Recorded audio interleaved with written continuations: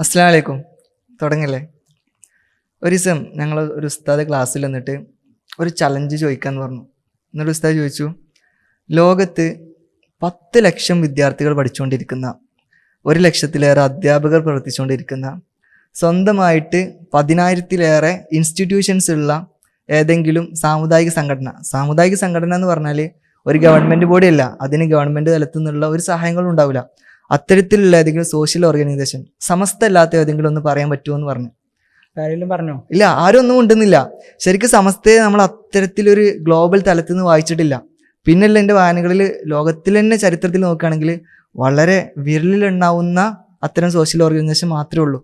അപ്പം ഞാൻ പറഞ്ഞു വരുന്നത്, നമ്മൾ സാധ്യമാക്കിയ ചരിത്രം ഇന്നൊരു 100ാമത്തെ വാർഷികത്തിലേക്ക് എത്തി നിൽക്കുമ്പോൾ അതിന് നടന്നു നീങ്ങിയ ഒരുപാട് വഴികളുണ്ട്. അതിൻ്റെ ഉത്ഭവം, അതിൻ്റെ ചരിത്ര പ്രയാണങ്ങൾ, അതിനെക്കുറിച്ചാകാം നമ്മുടെ ഇന്നത്തെ സംസാരം. ആദ്യം തന്നെ നമുക്ക് ഉത്ഭവത്തെ കുറിച്ച് ചർച്ച ചെയ്യുകയാണെങ്കിൽ, ഈ 19ാം നൂറ്റാണ്ട് 20ാം നൂറ്റാണ്ടിൻ്റെ തുടക്കത്തിലൊക്കെ ആയിട്ട് ലോകത്ത് ഒരുപാട് മാറ്റങ്ങൾ, പുതിയ റിഫോംസുകൾ വരുന്നുണ്ട്. അപ്പോൾ ഈ ഒരു മൊഡേണിറ്റി, കൊളനൈസേഷൻ്റെ മൊഡേണിറ്റി കാരണമായിട്ടാണ് ഈ ലോകത്ത് ഈ മാറ്റങ്ങളൊക്കെ വരുന്നത്. ഇസ്ലാമിക ലോകത്തും അല്ലാത്തടത്തൊക്കെ മാറ്റങ്ങൾ വരുന്നുണ്ട്. അപ്പോൾ അതിൻ്റെ ഭാഗമായിട്ട് ഈജിപ്തിൽ ഇതിൻ്റെ വളരെ ഒരു എഫക്റ്റ് ഉണ്ടായിട്ടുണ്ട്. അതാണ് പിന്നീട് കേരളത്തിലേക്ക് ഈ ഈജിപ്ഷ്യൻ റാഷണാലിസമാണ് ബിദഅത്തായിട്ട് ഈ കേരളത്തിലേക്ക് വരുന്നത്. അങ്ങനെ ട്രഡീഷണലായിട്ട് ഇസ്ലാമിനെ പ്രാക്ടീസ് ചെയ്തുകൊണ്ടിരുന്ന മഖ്ദൂമി കാലം, ഐദറൂസികളുടെയും ആ ദർസിലൂടെ കേരളത്തിൽ ട്രഡീഷണലായ ഇസ്ലാമിനെ പ്രാക്ടീസ് ചെയ്യുന്ന അവർക്കിടയിലേക്കാണ് ബിദഅത്ത് വരുന്നത്. അപ്പോൾ അത് എത്രത്തോളം എന്ന് വെച്ചാൽ പിന്നീട് അതൊരു ഐക്യസംഘം എന്നുള്ള പേരിലൊരു ഓർഗനൈസേഷൻ വരെ അവർ രൂപീകരിച്ചു. ഈ ഒരു പശ്ചാത്തലത്തിൽ അന്ന് ഇവിടെ ഉണ്ടായിരുന്ന ഉലമാഇന് അള്ളാഹുവിൻ്റെ മുന്നിൽ നാളെ ഇതിന് മറുപടി പറയേണ്ടി വരുമല്ലോ, ഈ ഇസ്ലാമിനെയല്ല നശിപ്പിക്കുന്നത്. അപ്പോൾ അതിൻ്റെ അങ്ങനെ ഒരു ഭയത്തിൽ നിന്നാണ് യഥാർത്ഥത്തിൽ സമസ്ത കേരള ജമിയത്തുൽ ഉലമ ഉണ്ടായതെന്നാണ്. സമസ്തന്റെ ഉത്ഭവത്തിനെ കുറിച്ച് നോക്കുകയാണെങ്കിൽ ശരിക്കും അതൊരു ഒറ്റ കാരണത്തിൽ മാത്രമല്ല, ഒരുപാട് കാരണങ്ങൾ നിലനിൽക്കുന്നുണ്ട്. നിങ്ങൾ പറഞ്ഞ മാതിരി പൊന്നാനിയിൽ നിന്ന് വരുന്ന ഒരു പാണ്ഡിത്യത്തിൻ്റെ, ഒരു ഇൽമിൻ്റെ നേതൃത്വം ഉണ്ടായിരുന്നു. അത് കുറച്ച് കാലം കഴിയുമ്പോൾ നിലക്കാണ്. പിന്നെ അതേപോലെ സാമുദായികപരമായിട്ട് നമ്മൾ നോക്കുകയാണെന്നുണ്ടെങ്കിൽ അന്നത്തെ സ്വാതന്ത്ര്യ സമരപരമായിട്ട് മുസ്ലിങ്ങളൊക്കെ അധപതിച്ച് നിൽക്കുന്ന ഒരവസ്ഥ. അപ്പൊ സാമൂഹികമായിട്ട് അതാണ് അവസ്ഥ.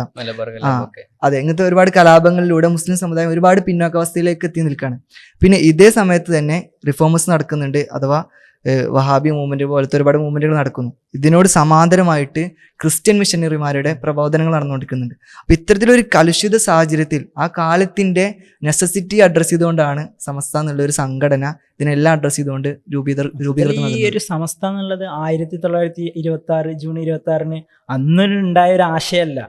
അതിന്റെ മുമ്പ് ഇവിടെ നിലനിന്നിരുന്ന ആ ആശയത്തെ പുനരുജ്ജീവിപ്പിക്കുക എന്നുള്ളതാണ് സമസ്ത ചെയ്തത്. അതിനൊരു ഓർഗനൈസേഷൻ രൂപീകരിച്ചു, ഒരു ഓർഗനൈസർ സിസ്റ്റമാറ്റിക് ആക്കി എന്നുള്ളതാണ് സമസ്ത ചെയ്തത്. ഈ ഓർഗനൈസേഷൻ രൂപീകരിക്കുന്നതിന് ഉലമാക്കൾക്ക് ഭയത്തോടെ അവർ ഇസ്തിഹാറത്തൊക്കെ നമസ്കരിച്ചിട്ടാണ് ഇങ്ങനെ ഇതൊരു പുതിയ സാധനമാണല്ലോ ഓർഗനൈസേഷൻ എന്നുള്ളത്, ഇസ്ലാം പരിചയമില്ലാത്തതാണ്.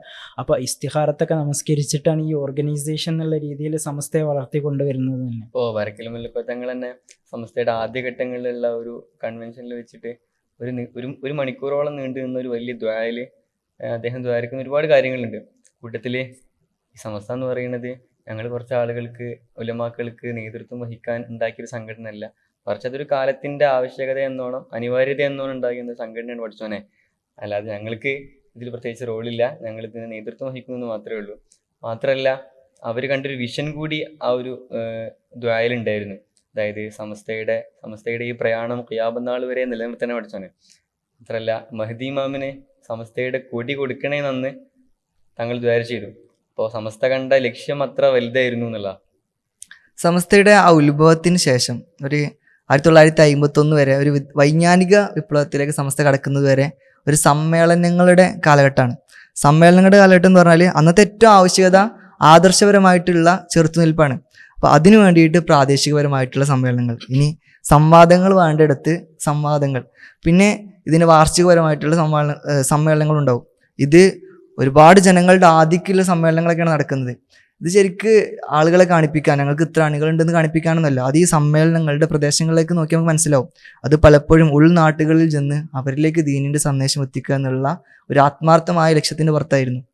ഇവിടെ ഈ സമ്മേളനങ്ങൾ എന്തിനു ഉപയോഗിച്ചു നമ്മൾ ചരിത്രപരമായിട്ട് നോക്കുകയാണെങ്കിൽ തന്നെ അതിന് ഒരുപാട് കാരണങ്ങളുണ്ട്.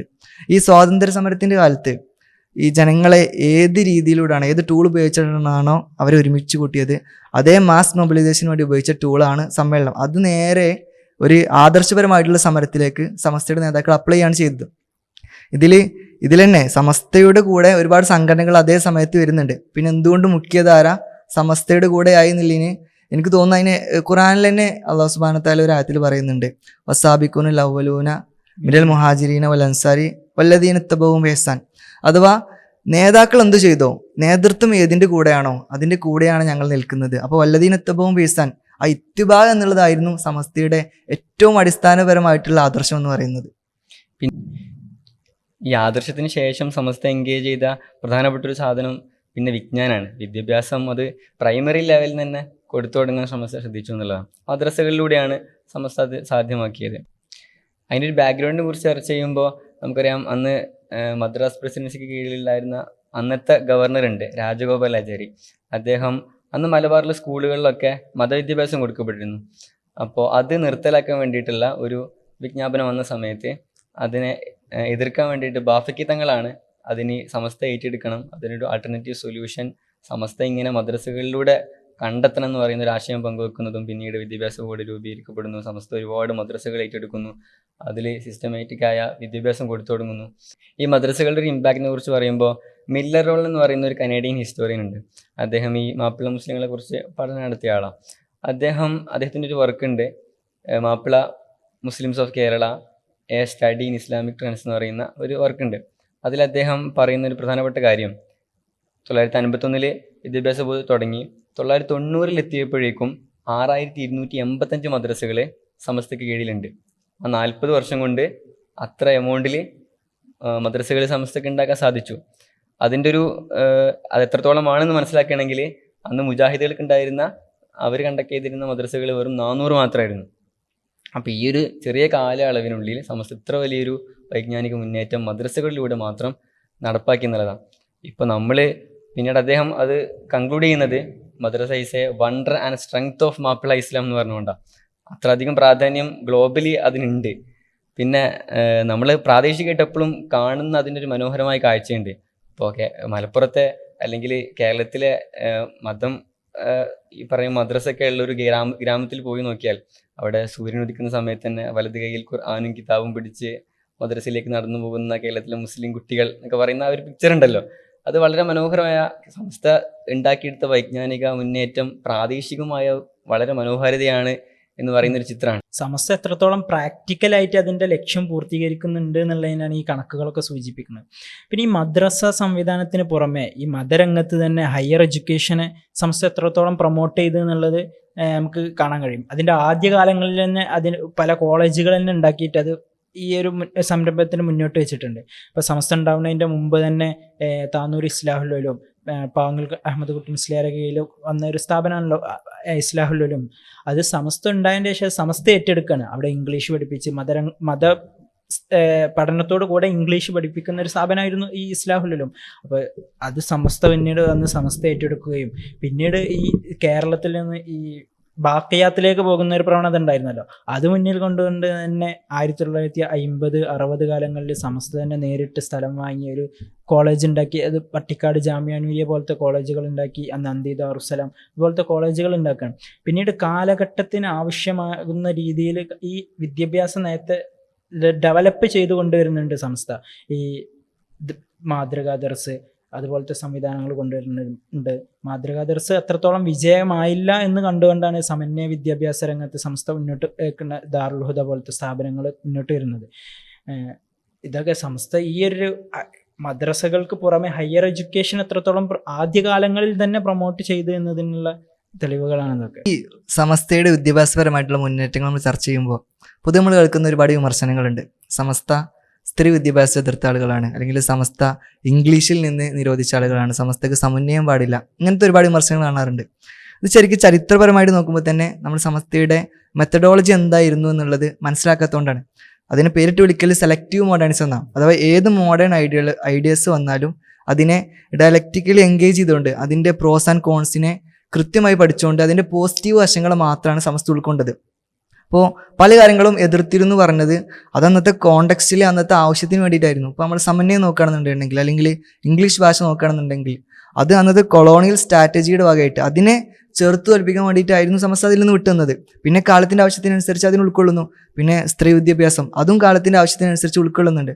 കാരണം മദ്രസകൾക്ക് രജിസ്ട്രേഷൻ തുടങ്ങുന്ന സമയത്ത് രണ്ടാമത്തെ മദ്രസയുടെ രജിസ്റ്റർ ചെയ്യുന്നത് മദ്രസത്തുൽ ബനാത്ത്, പറവണ്ണയിലുള്ള മദ്രസത്തുൽ ബനാത്താണ്. അപ്പോൾ ആദ്യ കാലങ്ങളിൽ നിന്ന് തന്നെ നല്ല വശങ്ങൾ ഉൾക്കൊള്ളാൻ, പിന്നെ സ്ത്രീ വിദ്യാഭ്യാസത്തിൽ ഒരുപാട് സ്ഥാപനങ്ങൾ വരുന്നുണ്ട്, ഇവിടെ ബനാത്തുകൾ വരുന്നുണ്ട്, അങ്ങനത്തെ ഒരുപാട് സ്ഥാപനങ്ങൾ സംസ്ഥയ്ക്ക് കീഴിൽ തന്നെ വന്നുകൊണ്ടിരിക്കുന്നുണ്ട്. അപ്പം ഞാൻ പറഞ്ഞു വരുന്നത്, ഏത് വിഷയത്തിനെയും അതിൻ്റെ നെഗറ്റീവ് വശങ്ങളെ തട്ടി അകറ്റിക്കൊണ്ട് അതിൻ്റെ പോസിറ്റീവ് വശങ്ങൾ ഉൾക്കൊള്ളാൻ, കാലത്തിനനുസരിച്ച് ഉൾക്കൊള്ളാൻ സമസ്ത സജ്ജമായിരുന്നു.